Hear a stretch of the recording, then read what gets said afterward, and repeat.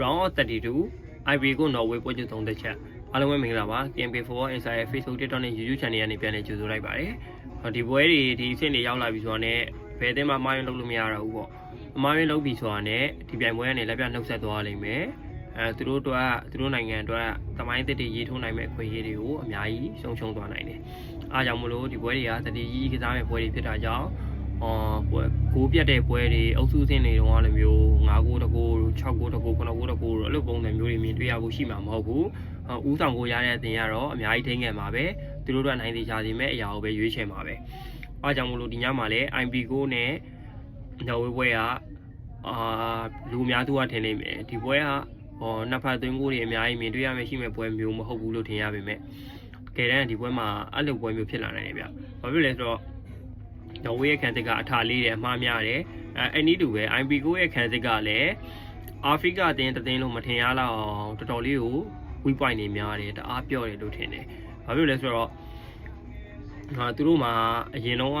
နာမည်ကြီးတဲ့အစုအဖွဲ့တွေရှိမယ်ကစားသမားကောင်းတွေအများကြီးရှိပေမဲ့အခု IB9 မှာ tight fit တို့ကွဲလေတို့ကကောင်းပေမဲ့ခံစစ်က hardware တစ်ခုအနေနဲ့ဖြစ်နေတယ်လို့ကျွန်တော်အနေနဲ့မြင်တယ်IB9 ရဲ့ခံစစ်ကအားနည်းချက်တစ်ခုအနေနဲ့ဖြစ်နေတယ်ဘာဖြစ်လို့ဒီလိုပြောရလဲဆိုလို့ရှိရင်ရှီပွဲတွေမှာသူတို့ပေးကိုတွေနေပေမဲ့အမားယွန်းတွေရှိတယ်တစ်ဖက်အသင်းကကောင်းကောင်းအသုံးမချနိုင်ခဲ့တာကြောင့်ဒါ IB9 တို့တက်တာရနေတယ်ထိုနည်းနော်ဝေးကလည်းဒီအုပ်စုပွဲစဉ်တွေမှာဂိုးပြတ်ရတဲ့ဒေသစမ်းဆောင်နေပေမဲ့ပြင်သစ်က9 ဂိုးပေးရတဲ့အချိန်တို့သူတို့ကအမြဲတမ်းဂိုးပြန်ပေးရတယ်နော်ဝေးရဲ့ခံစစ်ကတအားစိတ်ချရတဲ့အနေအထားမျိုးမရှိဘူးဒီပွဲကဘယ်ခံစစ်ပူညံ့လဲဆိုတဲ့အရာအားပြိုင်မဲ့ပွဲမျိုးလို့ထင်တယ်တစ်ဖက်မှာကျွန်တော်တို့ group ရှိန်နောက်ဆုံးပွဲစဉ်မှာ IB group ရှိန်နောက်ဆုံးပွဲစဉ်မှာပြင်သစ်နဲ့နော်ဝေးပွဲကိုကျွန်တော်တို့အများကြီးဟိုက်ခဲ့တယ်နော်ဝေးကဟာလန်နဲ့ပြင်သစ်ကအန်ပါပြီးဘယ်သူရွှေဖနက်စုရမလဲဘယ်သူကိုးသွင်းမလဲဆိုတဲ့အရာမျိုးတွေကျွန်တော်တို့ထင်ပေမဲ့တကယ်တမ်းလုံးဝအထင်းနဲ့မြင်တဲ့တလွဲစီဖြစ်ခဲ့တဲ့ပွဲဗျနော်ဝေးကတသင်းလုံးအရန်နေနဲ့ကန်သွားတယ်သူတို့ဒီအဆင့်အတွက်ကို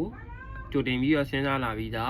းတကယ်လို့ဒီဆက်နိုင်လို့ရှိရင်နောက်တစ်ဆင့်မှာဘရာဇီးနဲ့တွေ့ရမယ်ဆိုတာသိချတယ်ဘရာဇီးကနောက်တစ်ဆင့်ဂျပန်ဒီညဂျပန်ကို2-1နဲ့နိုင်ပြီးတော့ဘရာဇီးက16 တင်ဆင့်မှာစောင့်နေပြီဒီညနိုင်တဲ့နော်ဝေးနဲ့ IB ကိုတသင်ကဘရာဇီးနဲ့တွေ့ရမှာသိချတယ်နော်ဝေးကလည်းဒီအရာကိုကြိုတင်ပြီးသိတာကြောင့်အုပ်စုဆင့်မှာတွေကသိချလေးပြင်ဆင်လာတာအားကြောင့်မလို့နော်ဝေးကိုဒီနေ့ညမှာကျွန်တော်အများကြီးသဘောကျတယ်ဒီဘွဲကဟာလန်ဟီရိုပဲဗျဟာလန်တယောက်တည်းကိုပဲ IB ကိုတိုက်စစ်ကတားဆီးမလားဒါမှမဟုတ်သူစီလာမဲ့ပတ်စင်လိန်တွေကိုပဲ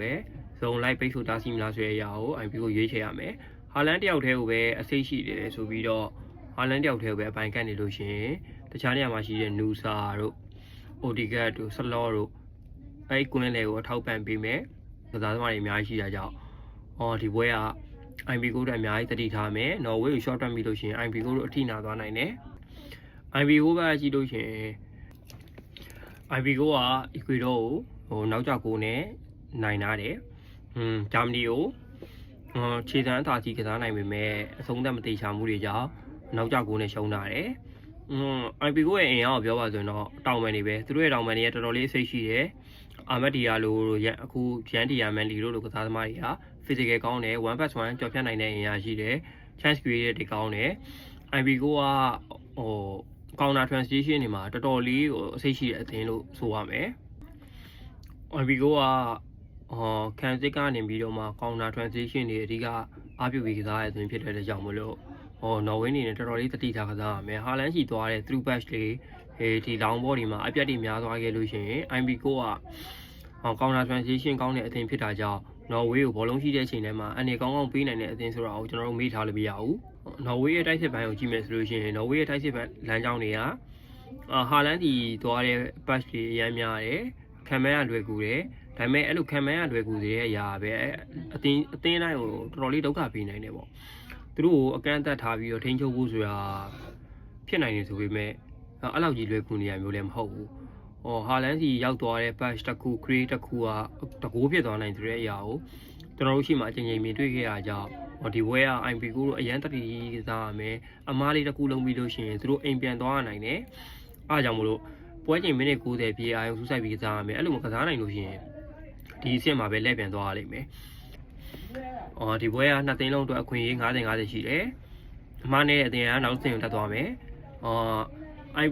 ဒီမှာရှိမှပြောခဲ့သလိုပဲဒီပွဲကနှစ်သိန်းလုံးရဲ့ခံစစ်ကအားနဲ့ရက်တွေရှိတယ် အပေါက်ယွန်းနေများတဲ့ဟာကြောင့်ဒီပွဲကနှစ်ဖက်သွင်းကိုတွေမြင်တွေ့ရနိုင်တယ်နော်ဝေးရဲ့တိုက်စစ်ကအများကြီးကောင်းပေမဲ့ခန်းစကင်းမှာတောက်လျှောက်ပေါက်ကြီးဖြစ်နေတယ်သူတို့ရဲ့တောင်ပန်တွေကရှေ့မှာရှိတဲ့နူဆာတို့ဟာလန်တို့အိုဒီကတ်တို့ကိုတောက်လျှောက်လိုက်ပပံ့ပိုးပြီးတာကြောင့်နောက်မှာဟောက်ကွက်တွေအများကြီးရှိတယ်စပီတွေအများကြီးရှိတယ်အဲ့ဒီအရာတွေကကောင်းကောင်းသုံးချနိုင်လို့ရှိရင်ဒီပွဲ IP ကိုရဲ့ပွဲဖြစ်သွားလိမ့်မယ်အဲ့လိုပဲနော်ဝေးရဲ့တိုက်စစ်ဇုံတွေမှာဟာလန်ကိုအဓိကကစားအထက်အိုဒီကတ်ရဲ့ perfect lane တွေကိုဖြတ်မယ်ဟာလန်စီဘောလုံးတွေမရောက်အောင်ဟန်တားနိုင်မယ်ဆိုလို့ရှိရင်တော့IP ကိုတက်အများကြီးခွင့်ရရှိတယ်ပေါက်ဈေးရလည်းပဲရုံးဆိုတော့IP ကိုစွန်စားပြီးရွေးချယ်ရစားလို့ရှိရင်အနိုင်တေချာလောက်မယ်ထင်တဲ့နော်ဝေးကိုရွေးချယ်တာပို့ပြီးတော့အခွင့်အရေးရှိမယ်ချမ်းရှိမယ်လို့မြင်တယ်နှစ်ဖက်အတွင်းကိုလည်းများနိုင်တဲ့ပွဲဖြစ်တာကြောင့်ဒီပွဲမှာနော်ဝေးကိုပေါ်ရွေးချယ်ပေးခြင်းပါတယ်အားပေးသူတဦးတယောက်ချင်းစီတိုင်းကိုကျေးဇူးတင်ပါတယ်ဒီပွဲမှာဘယ်သူနိုင်သွားမလဲဆိုတာကို comment မှာ comment ခဲ့လို့ရပါတယ်ဗျ